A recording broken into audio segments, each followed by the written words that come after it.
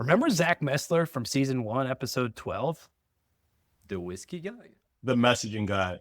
Boom shakalaka. Same guy. You know what's worse than bad whiskey? Bad messaging. And what do they have in common? They burn. But our friend Zach knows something special. How to make both go down smooth. Every Wednesday, he hosts free clarity rule sessions. 45 minutes, just you and Zach. Getting your message crystal clear. So you attract more of your ideal customers. Head to cloudyrules.com and book your slot. Because life's too short for bad messaging. We are a podcast for product marketers and B2B SaaS who feel misunderstood of what they do. From someone who truly gets what you do, and it Basically help you feel less like a misfit, being unignorable in your role.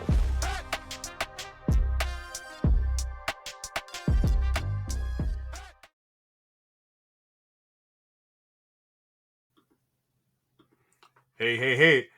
Welcome to another episode from season 3 of We're Not Marketers. This is Zach Roberts here, the sales water boy. I'll pass it over to Gab.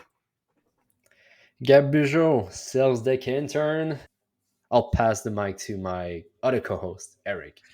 Yeah, thanks, Gab. Eric Holland here, the resident Franken marketer, doing all the weird stuff that product marketers don't normally do in their day-to-day. And Zach, we've got a special guest, like you said. You have a little bit of a relationship built up, so I'd like to give you the honors of introducing him. Thank you, guys. Thank you. And as we said, special guest indeed. Y'all, this is the first time in We're Not Marketers history we going underground. We connecting with Rahim Kaba. He's a director and research analyst for B2B PMMs at Gartner. This is an individual that knows product marketing in and out. As a practitioner with over 20 years of experience, as a leader in B2B technology and software, and as currently right now, he's based out of Montreal, Quebec. So shout out to Gab. Gab has some representation today, 50% from the Quebec area, and we got 50% from the US. So, but that's not the only reason why this conversation is just going to hit on the right foot right here. We're going to sit down with Rahim today to get a better understanding of what does that research analyst world look like, specifically with B2B PMM. We're going to get his take on it. Are product marketers really marketers here? And much more. Rahim, what else are we missing in this introduction here, my friend? Thanks for having me on the show, Zach. Nice to meet everybody, Eric, Gab. So my world is a little bit different than probably your audience because I'm a research analyst at Gartner. I cover the product marketing function, and what that essentially means is I get to track the evolution of the function over time, and I get to geek out on all things product marketing every day. So the trials, the tribulations, the successes. I've been with Gartner for about 2 years now. And like you said, before that, I spent about 20 years in my career in various product marketing roles. And I think what's a little bit unusual about my past is I started in product marketing. I know a lot of folks on the call probably stumbled into the PMM world, but that's actually where I started my career. And now, as a Gartner analyst, I'm advising product marketing teams, which I guess can be a little bit meta if you think about it as a former product marketer now advising product marketers. But great gig and excited to be here on the call. That's awesome. It's like you're one of the OG, you started directly in it. Cool. So we have a question we like to ask every guest of the show. But Rahim, what to you are someone who has been in it for 20 years? Are product marketers actually marketers? Why or why not? So I have a pretty strong opinion on this one. And as a Gartner analyst, you got to expect that I've come ready with data-backed opinions and evidence. So yes, product marketers are 100% marketers. And if we look at the research that we've done at Gartner, we know that the vast majority of PMMs, so exactly 81% of them specifically, report into the marketing org and specifically into the CMO. What we're not, though, I have to say, we're not demand gen or content marketers or marketing ops people. We are marketers, just a different breed. And I think with that, you probably never need to ask this question ever again on your podcast. I was gonna say, guys, I think Over. we have to Show's close over. up. We have to close up shop. Tell the rest of our season 3 guests we're canceling the recordings because we've just been fighting everyone on opinions, and now we've just been demolished by data. That's a super awesome stat, though. 81%, gents. How do you feel about that stat? And I'll just start with this question too. Where did you feel like that was before hearing that stat? So if you asked us 2 years ago, that number was in the 70s. If I remember, it was like 71 or 72. And now it's 81%. So it's progressively moving closer and closer to marketing. So that's an interesting point of view. Now, I have to say, practically speaking, in my career, I've reported into both marketing and product management. I'll say that in both instances, the role worked really well. I don't think there's really a right or wrong response here. I think it really depends on if you can establish a strong working relationship with your counterparts across the aisles. If you can do that, then the function can be super successful. Wow. So repeat. Go ahead, Eric. Sorry, Zach. I wanted to unpack that just a quick bit. Do you have any data? Yeah, well, I'm going to get an invoice after this, I know, but I'm thinking in terms of like segmenting that out. We had Becky Trevino, right? She runs the entire product org, has a traditional product marketing background, and has pulled product marketing and product management under the same umbrella. And so I know she works for a more technical type of an audience. Curious if you see any delineation between that in terms of the whole mass being at 81%. Have you seen certain fields with certain audiences maybe lean a little bit in the other direction? I don't have explicit data on that, but what I could say is that it often depends on the culture of the organization. So what we tend to see is if you're a technology led organization or engineering led organization, sometimes product marketing will lean a little bit more on that side of the world. And if it's a more of a sales led or maybe even like a market or customer led culture inside the organization, we tend to see product marketing report more on the CMO marketing / revenue side of the world. And so I think logically in most organizations, you want to become more customer and market led. And that's why product marketing tends to report into that side of the world. Thanks for clarifying that. Zach, go ahead, man. Yes, certainly. Rahim, a clarifying piece here is that one challenge we've seen within amongst our peers and in prior conversations is that despite being in the marketing function, there is still some misunderstanding of what a product marketer does within the organization. Curious, like, what is your immediate reaction when you hear that? And then the follow-up question is that what are like best practices to shore up that internal influence of what product marketing is and should be doing? And yeah, I think it's still relatively a misunderstood function, and that's mostly because the remit of product marketing varies significantly across organizations. I talk to organizations that are small, mid-sized, large, extra large, and they're all still having challenges with defining it. And I think part of it is because depending on who you're working with inside of the organization, they've got experiences with product marketing in other roles, right? So if in other roles, product marketing was more of a content factory, then that's what the expectation is going to be inside of that organization. So there's different perspectives, and I think everyone that's working in the organization brings different perspectives. What I tend to say is, let's look at really the crux of what product marketing is and does, right? And in my opinion, product marketers should be experts in 3 things. And I know some people will say, well, they got to be experts on the product because product is in their title. But I disagree with that. I think they definitely need to know the product inside and out, but there's other people in the organization that are product specialists and can support some of those product related questions. What they need to be experts in is in 3 things. Number one, they need to be experts on the buyer and the customers. So who are they? What are their pain points? What are their concerns? What are their priorities, et cetera? They need to be experts on the competition. So who are those competitors, how do they win, and then how do we win against them.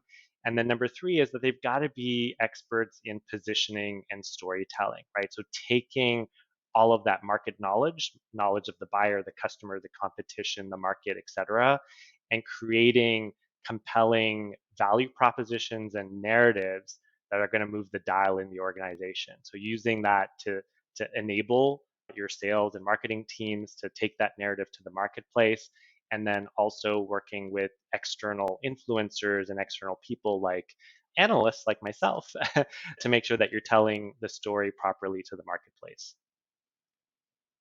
Was that always the case when you first started in your product marketing career? I know, I think you're the first person I'm speaking to who had actually a product marketing internship. So, was that always the three core functions when you first started? And if not, what might have influenced the evolution of what we're seeing today? Yeah, I know it definitely was not like this, 15, 20 years ago, right? Like it was very much a content role, a content focused role, and sometimes very much a tactical launch role, right? So a new product launch was coming around the corner. Let's rush to get a whole bunch of things done. And often that includes pieces of content, right? So, I think the evolution has changed because what's changing in the world today is buying behaviors are changing, right? B2B buying today is incredibly difficult. At Gartner, we do a lot of research on B2B buying behaviors, and we know that the average B2B tech purchase today is somewhere between or the number of people on a B2B buying team is somewhere between like 7 and 14 people, and that number tends to be a little bit on the higher end with larger deal sizes. Um, but what's challenging today is that the majority of buyers out there are inexperienced buyers. They haven't done that job before, and they need to be guided through the buying journey with the right messages, the right content, the right experiences to really ease the purchasing process. So I think there's this big realization that we need to understand the market, the customers, the buyers, and ultimately who else are we going up against in the marketplace. And then somebody needs to be responsible for the value propositions and the stories that surround that. And I think we've just morphed into that kind of role and taking that on because nobody else was taking it on inside of marketing or even product management. I love the way you put it, and it's very interesting. I think if we can put some stuff in the show notes, like stats, I think we need to absolutely, especially with like what does the B2B buying journey look like? But Mm. there was something you said that I just want to circle back a little bit more. You really seen the role that was more kind of content oriented when you started that internship. And would you say it's safe to say that it kind of moved towards more the enablement and strategic piece because of that kind of hyper competitivity, right? Everyone can start a software company. And because of that, it just created a lot of like there was kind of a tech boost, and everyone was just triple, quadruple the number of companies in the specific market. So not only the buyers are inexperienced, but there's also so many options that it kind of becoming an illusion of not an illusion of choice, but there's just too many options out there to make the right decision, and everyone is scared of reprisal and making sure that uh, you make the right one, basically. Mm. Yeah, I think that's an interesting take. I mean, what I would say from my perspective is that I think it's more about skills and competency gaps inside of the organization. So let me circle back on that one. So back in the day when product marketing really didn't exist, or maybe it was just in the early days, you had product management, which was a little bit more mature than product marketing. And then you had the rest of traditional marketing like demand gen and content. And and when organizations were going to market and they're bringing more and more technology products, like you said, to the market, there was clearly a gap. Like no one in the organization was able to look at the product from understanding the market perspective, understanding the buyer pain points, understanding the competitors, and then taking all of those insights and wrapping it up into really sharp and powerful stories. The marketing team wasn't quote unquote technical enough or didn't spend enough time with the product to really be able to do that. And product managers were too busy building roadmaps and strategies and working with the engineering and dev teams to get product out. And so even today, when I advise startups and even smaller companies that are establishing the role, my first question today is, when you look at your go-to-market lifecycle, what are the gaps in it today? What's not being done at all, and what's not being done well, right? And typically that's where the quote unquote product marketing stuff, right, that we do every day and day in and day out is not being handled. So I think the birth of product marketing probably came out more of, is the result more of skills and competency gaps or go to market gaps inside of the organization that nobody was willing to take on or couldn't take on, if that makes sense. It does. I feel like it's all about the context and understanding everything. So love it. Diving deeper in something you mentioned here around skill building. I remember, Rahim, like several months ago, you shared this post around data analytics and product marketing. And why I love that so much was that two reasons. One, like as product marketer today, it feels like when I was working in spaces, like we don't have KPIs we're being held to. So it's very hard to show our value beyond. And then the second piece here, it helps with more of that prioritization of like, what should we be focused on? What are the numbers telling us? So I think you mentioned it was around 50% of PMMs had the data analytic capabilities. Is that an accurate reflection of what you shared back then, if you do recall? Because I'd love to dive deeper on that, of like why data analytics specifically, or is that the right skill to have as a product marketer today to be more effective and more influential? So in the research that I wrote around data literacy skills, it's really about the skills that are needed to read the data, document the insights, communicate those insights to the right stakeholders in the organization. I think it was about 47%, so close to half, like you said, that had the necessary analytical tools inside of their organizations, but they either lacked the ability to communicate performance or optimize performance in the organization. And I think that becomes super challenging, because if you can't communicate or optimize performance of product marketing based on the data that you have, but don't have the necessary data literacy skills to interpret it, then you're going to be involved in a lot of guesswork, right? And that's what we want to get away from. We want to move away from opinions and biased opinions in particular, and move towards data-backed decisions. So I think part of the equation here is, yes, you need to have the tools, but you also have to have the skill set to be able to interpret that data and communicate that data. There's an emerging set of vendors out there and services out there that can support organizations to improve. If you're looking at upskilling, for example, on data literacy, there's a bunch of vendors out there, but there's also some free services out there. Like the one that comes to mind, the ones that I always recommend to my clients, is a site called the Data Literacy Project. It's free out there, and basically you go onto their website, they've got a self-assessment, and there's kind of this learning path that it takes you on to help you develop those skills to read data, document data, and communicate data-driven conclusions based on the things that you're working on. So yeah, I'm a big fan of data literacy, and I think that's an area of opportunity for product marketers. Thank you for that. I just bookmarked it and it will be in the show notes. But circling back to an episode that we had with the three of us when we spoke about the importance of data in product marketing, I feel like it's definitely key skills. And we can see that it definitely makes a difference into stop focusing on opinion and gut and just look at the data to take the right decisions, basically. Mm-hmm. Hey, I'm kind of curious, actually, since we've got someone who can maybe answer this question. We saw some pretty nasty statistics about how product marketing has actually been affected by the layoffs. We did an episode on it, maybe even two now. I'm curious, is there any signs of things looking better or looking worse? Really just curious how things are looking overall for product marketing going forward as opposed to over the last 6 to 12 months.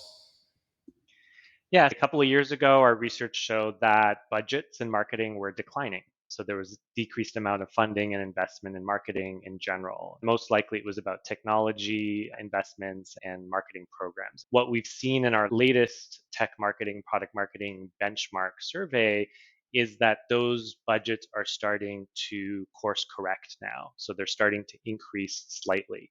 They're on the lower end of the increase for smaller companies, so small to mid-sized companies. Larger companies we're seeing a larger increase in spend now in the marketing function, which again ties to people, technology, and programs. So yes, there have been layoffs, but I think over the last 8 months to a year, based on the data that we're seeing, because we do a lot of benchmarking with B2B tech companies of all sizes, we do see some discrepancies between the sizes of organizations, but it's starting to trend upwards in terms of investment. Are you guys seeing the same thing on your side? Or, I know you're talking to obviously a lot of guests and a lot of product marketers as well in your network. Are you starting to see that uptick again? Noticing it from like LinkedIn posts, yes, more sharing of roles. Like it feels like there's more people looking for work than opportunities available right now. But yes, to your short answer is yes. So if I just do a vibe check, I feel like I'm seeing less disappointing news of, hey, I just got laid off, or hey, my whole team just got laid off. I think I am feeling that a lot less than I was feeling like, a year ago. How would you qualify the vibes here? The vibe, I'd be like average, I'd say What's your scale? a year ago, it was like panic mode. I'd say now it's kind of just like, Yeah. just not rampant layoffs, but kind of like Zach said, not enough availability of jobs still. And yeah. I was just going to say what's interesting that what I'm seeing, at least just from a LinkedIn perspective as well, I don't know if you guys are seeing the same thing, is I think the layoffs over the last, let's say, 2 years have forced a lot of product marketers to say, wait a second, do I need to work in a company, or am I going to spin myself off as a fractional product marketer because there's a big need in the marketplace, but maybe I don't need to be linked to a single company? So I don't know about you guys, but there's so many fractional product marketers out there now. I 100% agree with you. The vibe, again, a vibe check on LinkedIn is a lot more of them and a comfortability going that route with conviction. I'm seeing, all over the place, to be honest with you. But I want to let my resident, fractionals hop in here and give their take. Yeah, you want to go first, my man? I just feel like it's more of a question of there's a problem and I want to fill it. Like I was a PMM lead in a business development agency, which is not very traditional. I was seeing directly the impact of product marketing on early stage startup, and I was like, hey, this is a very interesting opportunity. And just by default, I decided to kind of go in the direction of messaging and mainly positioning for early stage startups, but also with a focus on outbound. So I think it's not only we're seeing a lot more fractional PMMs, but it's also fun to see from the side and being in it, because you cannot hide, right? You need to push yourself to position your fractional expertise differently than the rest, because everyone got the memo, right? It's layoffs everywhere, so you need to be more unique, and it's just fun because you have to apply a lot of those fundamentals that we learned as PMMs. And I'm happy to chime in here too. One area where I've seen a lot of success in a reflection of that on LinkedIn is more product marketers specializing in a specific niche, counteracting the problem that a lot of us have seen in-house is that when you say you're a product marketer, people are like, well, what do you do? Oh, I do go to market. And it's like, well, go to market is not only product marketing. So like I've seen spaces where like we have had guests who are focused on homepage messaging. We have people who are focused on competitive intel or landing pages. And for myself, like I'm seeing the value of that, of like niching down, because it makes it, to your point, like you mentioned here earlier, from a broader scope, competition. Like if I say, hey, I'm focused more on sales collateral, that's a specific frame of reference versus saying I do everything more product marketing. So that's something that's been really exciting to see in the space as more specialists are coming in. And that doesn't mean they don't know the general product marketing space, but it just makes it easier to find and attract and grow your clientele than just saying I'm an all-in-one product marketer. 100%. And I think that's so smart of fractional product marketers to do that. I mean, we're eating our own dog food, right? Like we talk a lot about ideal customer profiles and positioning. Well, we got to do that for our services as well, right? And so I think a lot of product marketers have worked in smaller companies or startups because there's tons of them out there compared to the mid-size and large organizations. So we tend to see a lot more specializing in smaller organizations. But I'm also starting to see fractional product marketers that have sold into financial services or life sciences and healthcare specifically, and they're positioning themselves in those particular industries to say, I've sold into that, or I've lived and breathed in that industry, and I can help you drive growth in those particular segments. So I think it's a super smart approach to identify and position yourself as a very specific type of product marketer as well. Hey, we're learning from the best here. So you dropping the insights on here, Rahim. So like that's much appreciated. Zach. Recapping what you said. No, real quick. I want to unpack something real quick. Oh no! If I'm going different top, unpack away, my friend. Okay, cool. So I was also thinking this too as this was coming up. Product marketing touches so many different things. And of course, depending on your organization, you have a drastically different set of job responsibilities. Even the size of your organization requires different responsibilities. I'm curious too, from like the fractional side of things, is that maybe that's like just more appealing? And I want to open to you guys. Do you guys feel like it's more appealing for both the practitioner or the product marketer, but also the company that, they're not investing in a product marketer to be there full time and maybe get on all the benefits and so on and so forth. But as the product marketer, for example, Gab loves messaging. So Gab's not forced to enable sales, as a niche fractional PMM. So I guess the question is there, what do you guys think about that? You mean, I just want to make sure I understand your question, but what you mean is going more narrow into our scope of expertise as a way to service potential clients? Yeah, let me definitely reframe this as a better question. So are companies viewing fractional product marketers as a de-risk for their business, while also is the product marketer themselves in creating more value for their work, specializing in things they want to do instead of the full gambit of things that are expected in a product marketing role? Okay, yeah, thank you for. I would say my own take on this is, if you're a company hiring a PMM and you have a bad understanding of the role, it's going to be challenging for you to see ROI on it, right? Because the PMM will just have an ever-growing checklist of initiatives that they will need to do in a way where sometimes it might be hard to understand by your boss, management, other department, and everything like that. When you come up with like that aspect of my scope is very reduced on one aspect, because I'm only doing it, my expertise in that area really increased, really deepened. That doesn't mean that I don't have other expertise in other field as you talked about, but I can really kind of spin it in a way where I'm repeating a process and I'm always improving that process. And when I come up to some companies that cannot hire the PMM or are unsure or they just don't know if it's the right timing, I can show them firsthand the value of a PMM in a productized way where they get directly that outcome from this. So if I sell messaging, for example, I can spin it with, you can get outbound results, you can get replies, you can get meetings, which is an outcome that some of those are trying to achieve. So I feel like there's a possibility here when we can show more impact of product marketing by having those kind of mini scope of work that can ultimately not only position you as a very narrow expert in a specific field, but can also make you go a lot deeper into that field as well.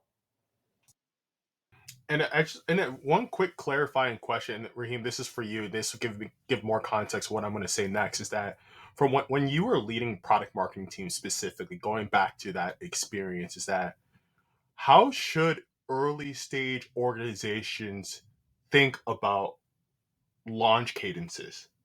And the reason why I asked this specifically is that early stages, it seems more like they want to get awareness, they want to penetrate the market, and resulting in launch fast, move fast, and it might result in some fatigue and loss in messaging. So I'm just curious, like from your experience when you're leading product marketing teams, how did you handle pressures of like, hey, Rahim, we need to launch versus like, is that the right approach? Yeah, I think when we talk about launches and product releases, right, most of your audience is in a world where they're just continuously launching new capabilities, right? What I always tell my clients and what I did as a practitioner was always try to decouple three different phases of a release, right? So you've got the delivery stage where your development teams are delivering the product to a internal repository or container. You've got the deploy phase where DevOps or Ops is delivering that to a sandbox or a production environment for customer access. And then you've got the announce phase, which is where product marketing comes into play and they're spending a lot of time communicating the value of the content of that release. I think we need to decouple those three things, right? I think a lot of organizations will just do that in sequence. And that's where, like you said, release fatigue comes into play. Not only release fatigue with customers, but release fatigue with your internal teams, right? Your sales teams are just being bombarded with all of these releases every week, every 2 weeks, every month, whatever that cadence is, right? And so ultimately, we have to take a step back and say, first of all, let's understand what our clients are capable of adopting, right? So in the world that I worked in, I was working at a cybersecurity company that had a number of different solutions in the portfolio, but we were selling mostly to financial services. And our financial services clients would tell us, well, we can't adopt monthly releases. We don't have the capabilities. We don't have the time to do backward compatibility testing and so on and so forth. So we had to really understand our customers' ability to adopt releases, and we moved to a release cycle that was more along the lines of 6 to 8 weeks, which was acceptable for them. I think there's also this kind of internal discussion that you have to have with product management and engineering to say, when we think about the capabilities that you're planning to release, to deliver and deploy, have we reached that threshold where customers will see enough value, and will it impact the majority of customers that we're trying to target? And if we haven't reached that threshold, then maybe it might make sense to hold back that release and connect multiple releases together to tell a broader and more compelling release story. So let's just say that your product team was about to launch capabilities to support a new use case that you were going after. And as part of the process, you've identified like 5 different features to fulfill that use case. But let's just say in the next release, only 3 out of those 5 capabilities are going to be available. So as a product marketer, you want to sit back and talk to your counterparts in product and say, well, does it really make sense for us to announce this release? First of all, should we hold that release back until we get features 4 and 5 to support and address that broader use case, right? So it does require a little bit of negotiating and conversations and making sure first and foremost product marketing is involved earlier on in the release process, not just being thrown over something over the fence and say, go market it now. They need to be involved actively in those discussions earlier on to say, does this release have enough value? Are we impacting some customers, many customers, or most customers? And then we'd make the decision to say, okay, we're going to take this thing, we're going to announce it, we're going to hopefully try to convert some of these customers with this release. Raheem, I'm like, you the star of the show. We want you to talk a lot. So you good. You going above and beyond. We appreciate it. What I was curious about is that we've seen some stats like from, McKinsey, where the ratio between PMs and PMMs is roughly to like, they say 2-to-1, like there's 2 PMs for 1 PMM. And I have had a few conversations where it has even gone to such far as 4 PMs to 1 PMM. So like, if for PMMs who are the sole one in the organization who are laddered under marketing, where it's like they're going to hear this conversation and like, you know what? I'm going to tell them what's up. I'm going to tell them what Rahim said on this conversation. But then it feels hard to own that room because most times you get drowned out the room. They're like, okay, whatever. So I'm curious if that's something you might have noticed when you were in previous PMM roles, or what's your immediate reaction when you hear something like, how can PMMs who may be like the sole one in the organization kind of like steer that ship to being like, let's think about the buyer side and less about just launch, because this all makes sense. It's just like right now it feels like a lot of the organization, the market hasn't caught up to that way of thinking yet. Yeah, 100%. I think product marketers in most organizations, especially smaller ones, are going to be outnumbered, right? At Gartner, we recommend obviously a ratio closer to 1-to-1 when you're in emerging tech markets. Maybe in larger, more established markets, the ratio is going to be between 1-to-2 to 1-to-3. I think what's under the control of product marketing is when to announce. So if we go back to my previous kind of comment around the deliver, deploy, and announce, deliver and deploy is all about DevOps and operations, right? The product teams. Announce is owned by product marketing, or marketing if that doesn't exist inside of the organization. And ultimately, I think what we need to do is, if you've got the buy-in of your leader, right, the CMO, the head of marketing, or whatever, or wherever you're reporting in the business, and have an agreement to say, look, we're gonna take these releases and we're gonna make sure that we're communicating value and have the biggest impact on the marketplace. Instead of doing launches every 2 weeks that align with, the internal release cycle, we're going to look at this more on a quarterly basis, right? We're going to bundle and we're going to thread multiple releases together to tell a broader, bigger release story that's going to drive more impact in the market. Product marketers have control over that narrative because that directly aligns to their responsibility. So even if they're a lean product marketing team, or they're a product marketing team of one, and they've got that control and they've got the alignment with their manager or their direct report, that's how they're going to progress, and they're going to own that announce pillar in a release process, they can bundle multiple releases together to tell that story and throttle down the amount of deliverables and things that need to get done on a per release basis, and group these things in more logical ways. That does make a lot of sense here too. Sometimes it feels like we're subservient to product, where product is going to come in and be like, hey, we have this new feature, slap some messaging on that. And where we're going to say, hey, this is what Rahim told us. Like, let's hold off on this. And then it's because it feels like there's like, we have to make a splash. We have to talk about this.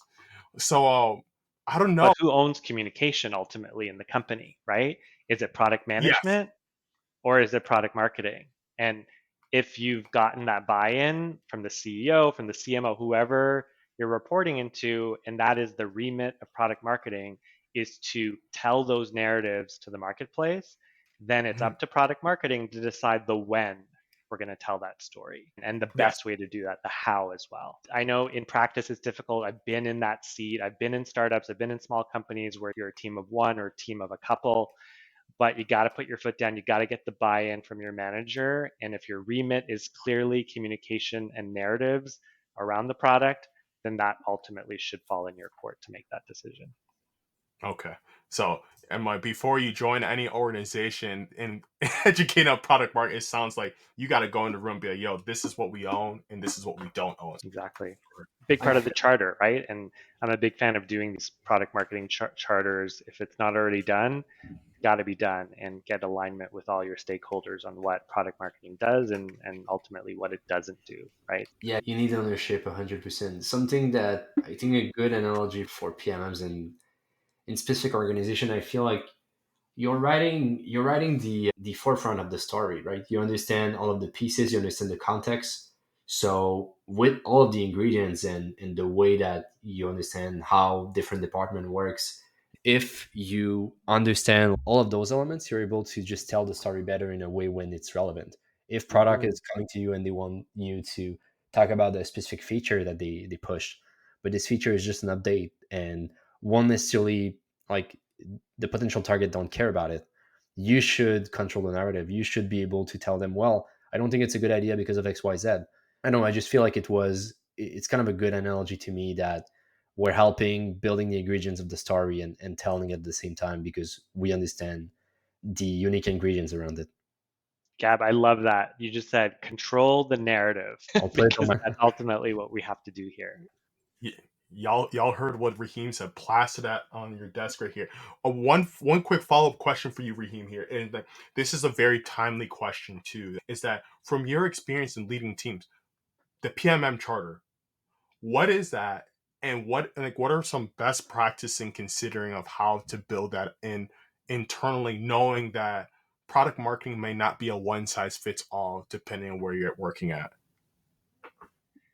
And I think if you can tell the story that way, if you can go back to what we talked about earlier, which is what is under product marketing's control, what is in product marketing's wheelhouse, going back to the 3 pillars I talked about: experts in the buyers and customers, experts in the competition, and experts in positioning and storytelling. If you can use that to tell the story around why product marketing exists and what its purpose is, that will hopefully solidify and help you gain traction inside of the organization to illustrate what it does and what it doesn't. And then you need to go beyond that, right? Which is, how is product marketing how are we monitoring product marketing's performance? What are its KPIs? What are the metrics that are tied to this role? And then ultimately who its stakeholders are, right? So if you can tell that collective story around the charter, the KPIs, and then the stakeholders, that will hopefully give folks that are maybe less familiar with product marketing in the organization a really good understanding of where it fits. Now, in larger organizations, the conversation I tend to get into more is roles and responsibilities across functions, right? This gets a little bit more complicated when you have dedicated teams like analyst relations, and maybe you've got a sales enablement department, and maybe you've got a customer marketing department, and you've got so many different flavors of marketing inside of the organization, including where and how you're working with product management, the UX teams, maybe you've got product owners, and so on and so forth. So I'm a big fan of using some sort of RACI model, responsibility matrices. We've got a whole bunch of these things at Gartner that we use to support clients with both templates and then example versions that we've got in the research that we have at Gartner.